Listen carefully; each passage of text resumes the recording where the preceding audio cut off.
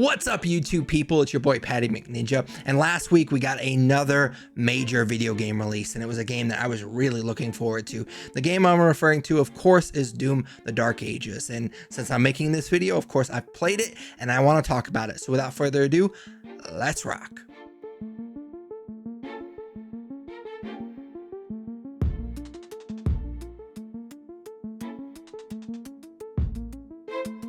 So normally in this part of the video, I just jump right into the review and show you gameplay. However, YouTube has this weird rule where they don't like it if you show gore and violence at the beginning of your video. Don't know why it matters if it's at the beginning or the middle or the end. I don't know. It's their rule. It's not my rule. So you're going to be stuck with my dumb face for a little bit longer. Of course, I will be showing you gameplay here in a little bit. Now, Doom: The Dark Ages was, of course, developed by id Software and published by Bethesda. It actually serves as a prequel to the 2016 game, even though it is the third installment in this modern series. I think it's like 8 or 9 total in like the overall Doom franchise, but it's the third game of this modern franchise, but it's actually a prequel to the 2016 game. And it was technically released on May 15th. I say technically because, as you can see on screen, there was a lot of different release windows for this game. Not only did they kind of do the deluxe edition, early access sort of thing that video games have been doing recently, which I actually don't have a problem with. I've talked about that on past videos. Sometimes if it's a franchise that I was super excited for, I will cough up the extra money for the deluxe edition. I actually don't think that that's necessarily a bad way to spend your money. I mean, gaming is already a pretty expensive hobby, but if it's a franchise I'm really excited for, I do spend the extra money to get the game early because I'm psyched for it. However, Doom, I think, kind of took it a little too far with all these different release windows. I believe I was able to play this, if I remember correctly, I was able to play this game on Wednesday, so I think that would have been the 14th, but it was like at like 7 p.m. or something. I got home, I knew I could play it on Game Pass on Wednesday. So I got home, I was like all excited. I sat down, I went to play it because I had pre-installed it on my Xbox, and it was like, oh, you're too early. And then I had to look it up, and this is where I found this picture where it was like, oh, it depends on your time zone when you're able to play it. So I think I was able to play it like 7 p.m. on Wednesday. So it's very weird. I'm really hoping that video games don't go down this road, like don't follow this game plan that Doom: The Dark Ages did, because I have family that live in Vegas and I have a hard enough time keeping track of when it's too early to text them, so I don't have to wake them up or anything like that. And so yeah, I hate all of this. This sucked, but like I said, I did play this on my Xbox Series S. It was day one Game Pass, whatever that means. Like I said, it had such a weird release window, but it was also on PS5 and PC. And one other thing before we get into the actual gameplay, I promise that is coming, but I do want to point out, because I do kind of feel like it affects the rest of the review, is Doom is not a franchise that I am super familiar with outside of playing like 5 hours of the 2016 game. I am not a fanboy of this franchise, even though I was really excited for this particular game.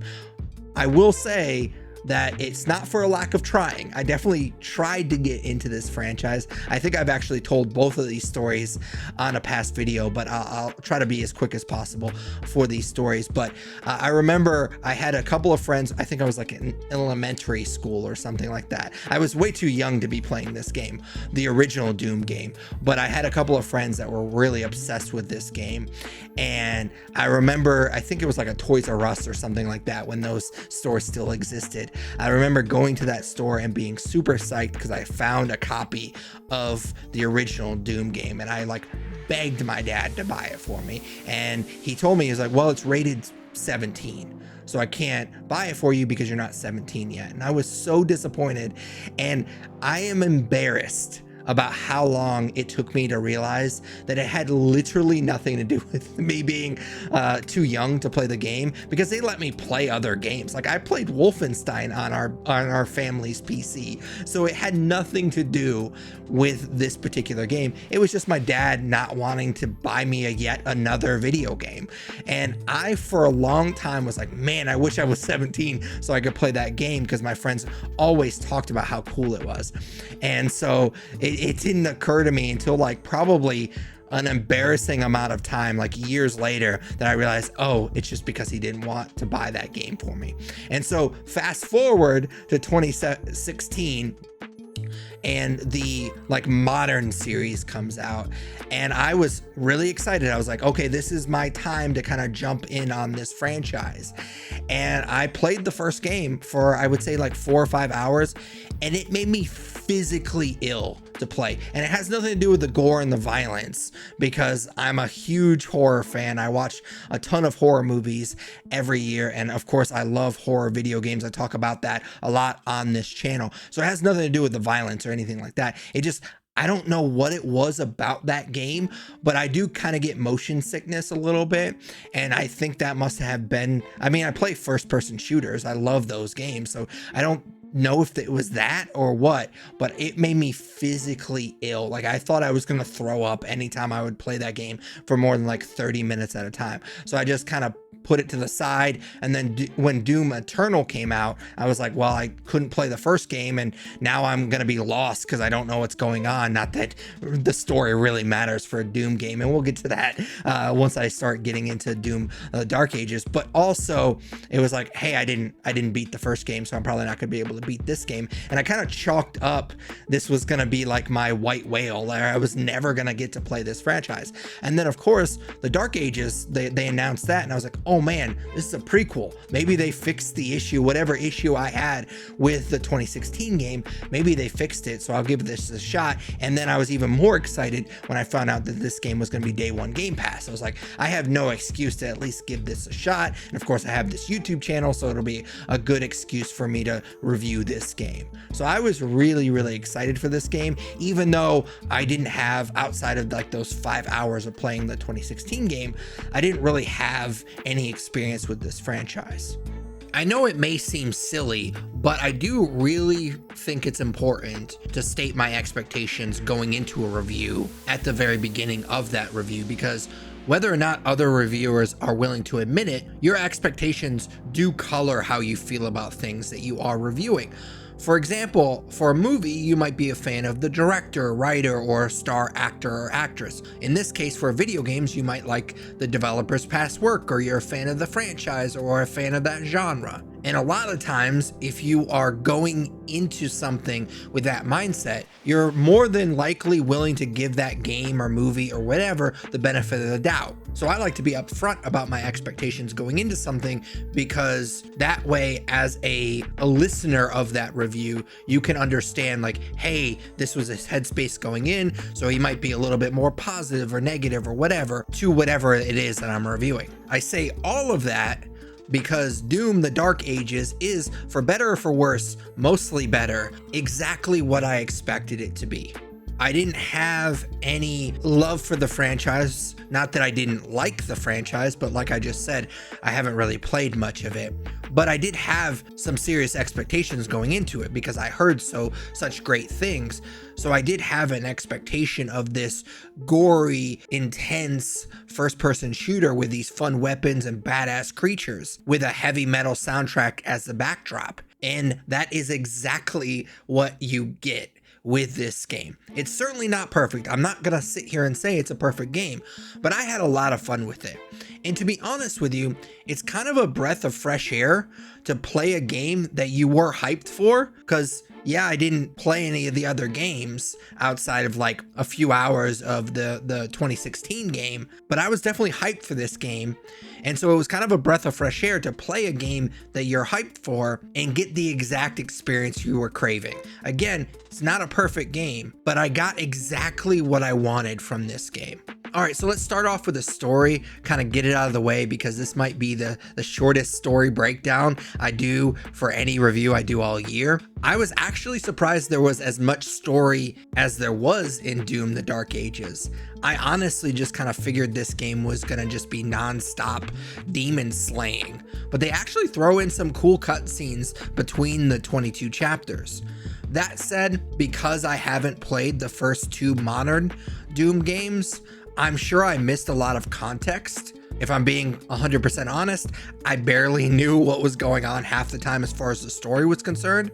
I will say that I kind of got the vibe that the Doom Slayer is basically, he feels more like a weapon that is being used by other characters more than an actual fleshed out character himself. He's just this unstoppable force that they just point at a problem. They have a problem and Doom Slayer is always the answer. There's no real character development, which honestly, based on the little that I do know about the franchise, that didn't particularly shock me.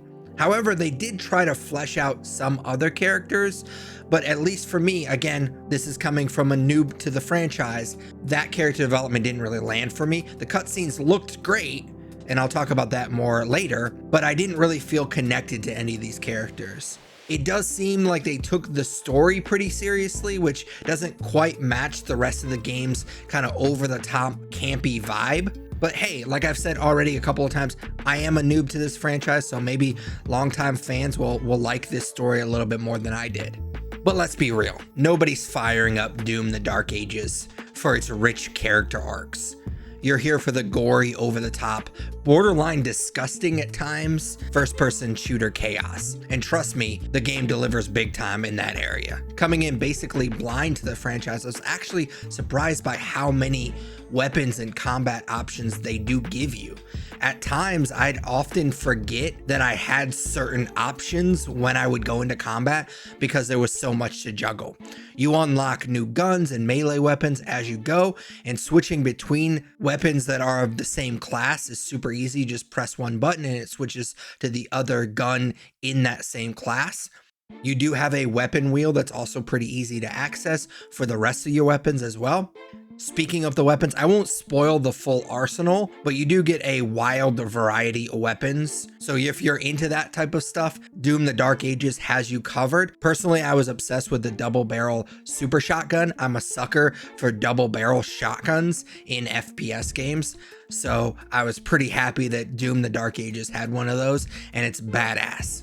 You can also pull off these combo melee attacks if you've got the charges, but honestly, I didn't use that much. Mostly I would just punch weak enemies when I was low on ammo because melee kills drop ammo. So that was kind of a simple but effective way to get ammo when you're low on ammo for your favorite weapon. And again, for me, that was the shotgun. Weapons can be upgraded using gold and gemstones you find in secret areas. And while the Slayer doesn't have a full skill tree, you can boost your health, armor, and ammo capacity by taking out these special enemies. And man, every time you take one of those enemies out, you get this insanely cool animation where the Slayer will literally rip out their heart. And I never got tired of seeing that animation. But the biggest new tool that you get in Doom: The Dark Ages is a shield with razor blades on the edges. You can block a little bit with it, but the main draw of the shield is parrying attacks. When an enemy attack glows green, that's your moment to parry. And if you've played Soulsborne games in the past like I have, you will find the parry timing here seems very generous, almost too easy when you're only fighting a few enemies. It does get way harder when the screen's packed with a bunch of different stuff going on. You can also bash enemies with the shield, and yeah, you can straight up throw it like Captain America to shred demons. Later in the game, you actually unlock a new ability, Shield Ruins, which are basically special abilities that activate when you parry. My favorite was one that launches magic swords like missiles at nearby enemies every time you land a parry. It was very satisfying, and it also really helped you like thin out the crowd. And to be honest with you, once you unlock these ruins, the game honestly gets way easier. Those swords or whatever you use as your ruin can basically auto wipe out weak enemies, so you can kind of focus on the big threats. Some Doom purists may not love it, but the game has a lot of difficulty options. I played on ultra violence, which I kind of assumed was the kind of the default difficulty, the difficulty the game wants you to play at. However, there are 2 harder difficulty settings above ultra violence. But what I really appreciated, and what I don't think some purists are gonna appreciate, is the amount of difficulty customization that they threw into this game. You can actually tweak individual difficulty sliders. I personally basically just played 99% of this game on ultra violence. However, there was a small section that I got stuck, and I did want to try out the difficulty sliders, so I did go in it and kind of tweak it a little bit. There is a ton of stuff that you can mess with the difficulty sliders, so I definitely appreciate that. Again, some purists might not like it, but I personally appreciate more options. If the developers are willing to give us more options, I'm going to use those options. Not everyone wants the same exact experience when they play a video game, so I appreciate any time that they give us more options to customize our experience. Now, if you saw the trailer, you probably already know that there are moments where the Slayer actually pilots this massive mech suit, Pacific Rim style. And yeah, it's just as badass as it sounds. Unfortunately, those moments are short and spaced out. The longest one is near the end of the game, and even that's just a few minutes. They are super fun, they're just not super challenging. I'm guessing that's probably why the developers spread them out so much, because they were very straightforward and easy. Still, it was a nice shakeup from the usual gameplay, and it felt and played awesome. Speaking of awesome, you also get to ride a dragon.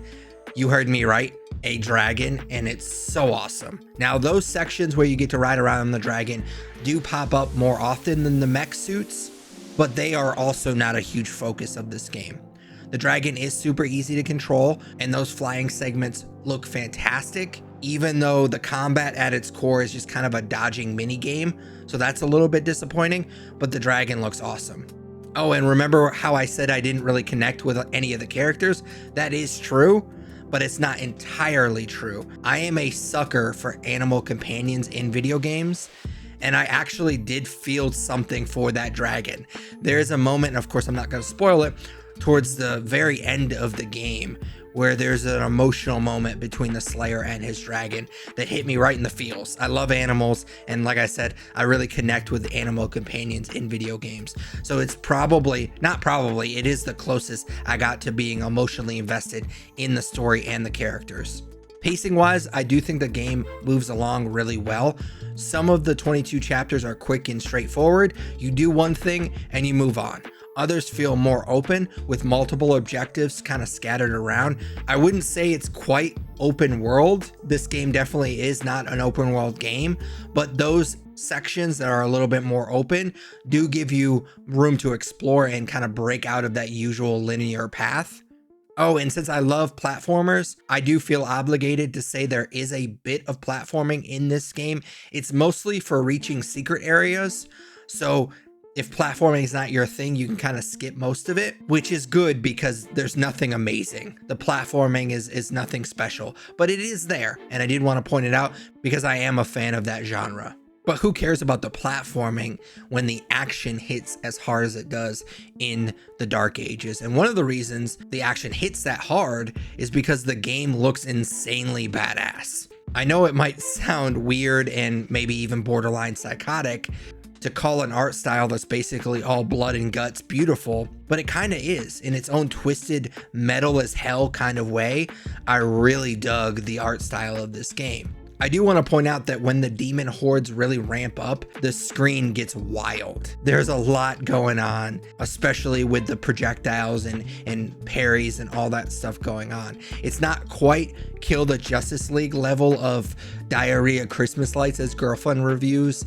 I like to mention it's not quite that level of visual chaos, but there is a ton going on. But unlike Kill the Justice League, it never really felt unmanageable. It never really felt like I couldn't see what was going on or anything like that, but it definitely hugs the line of a little too much on the screen. The cutscenes, while I've already talked about how I didn't really think that they had meaningful story content, look amazing. Visually, this game absolutely crushes it. And on the technical side, no issues. Everything ran smooth on my Xbox Series S. The cutscenes were clean, no crashes, no weird flickers, just a polished experience. That being said, one thing did bug me about the presentation. So there are 22 chapters, and when you jump into a chapter and you finish it, instead of just rolling into the next one, it kicks you back to the title screen. I understand why they did it, because there's a lot of collectibles and stuff that you can get in each chapter, and it wants to tell you like, hey, you got X amount of secrets or whatever that was in this chapter, and I definitely appreciate that. But it does kind of give you a choppy story experience. I would rather them just kind of lead into the next chapter, and on my own I can check to see how many collectibles I got in that chapter later. But to kind of kick you back to the title screen every time just really felt clunky, and it might be one of the reasons why I didn't connect with the story as much as I thought I would. It just really pulled me out of the flow. And this might not be a popular opinion, but I have to be honest with these reviews. One thing I've always heard is one of the big draws of the Doom franchise was the heavy metal soundtrack. So maybe my expectations were too high, but the music did kind of let me down. There's a ton of it, and it's cool, don't get me wrong. Heavy metal is not my favorite genre, but I listen to it sometimes, so I like it. I think I just expected a little too much, and it definitely faded into the background after a while. But again, to be fair, I'm not a diehard metalhead. I enjoy it from time to time, but I'm not deep into the genre. So maybe if you're more of a metalhead than I am, you'll appreciate the music in Doom: The Dark Ages more than I did. I don't know. It just wasn't as good as I expected it to be. All right, so wrapping up this video, Doom: The Dark Ages is a brutal, bloody blast that delivers exactly what you would expect. Insane first-person shooter action, a ridiculous arsenal of weapons, and some jaw-dropping visuals. The story's thin and the characters are mostly forgettable, but the sheer variety in combat and the game's overall style more than make up for it. The shield mechanics and Slayer upgrades keep things fresh, and while the music didn't quite land for me, the gameplay stayed consistently intense and fun. Whether you're a longtime fan or a total noob like me, there's a lot to enjoy if you're here for the chaos, carnage, and metal-fueled good time. So out of 5 stars, I'm gonna give Doom: The Dark Ages a strong 4 stars. But as always, those are just my thoughts on Doom: The Dark Ages. I'd love to hear yours in the comments down below. Of course, I hope that you enjoyed this video. If you did, smash that like button, as the kids say. It's just a quick and easy way to tell YouTube that you enjoyed this, and they should pass it along to other people that might enjoy it as well. I especially hope that if you enjoyed this video, that you would consider subscribing if you haven't already. If you do subscribe, ding that bell, that way you're notified every time I post another video. I try to post weekly gaming related content, which you obviously dig. If you're still watching this video, I can't imagine you would hate watch it at this point. But if you do really enjoy this content, definitely consider subscribing and dinging that bell. Not only do I post weekly gaming related content, but I've also been trying to up my YouTube short game recently. So normally when I post YouTube shorts, I just like post clips taken from the weekly content. I've actually been trying to switch it up. There's like stories here and there that wouldn't fit into a whole video that I've kind of tried to take my YouTube shorts and kind of make content out of that. So I've been trying that out recently. I hope that you guys enjoy it. Some of those videos do really well. So again, if you want all that content, definitely consider subscribing and dinging that bell. But until next video, take it easy. What's up, YouTube people? It's your boy Patty McNinja, and this is my boy Yoshi, aka Kitty Boy, and we were just talking and we agree that since you made it this far in the video, you might as well subscribe. You wouldn't want to disappoint Kitty Boy, would you?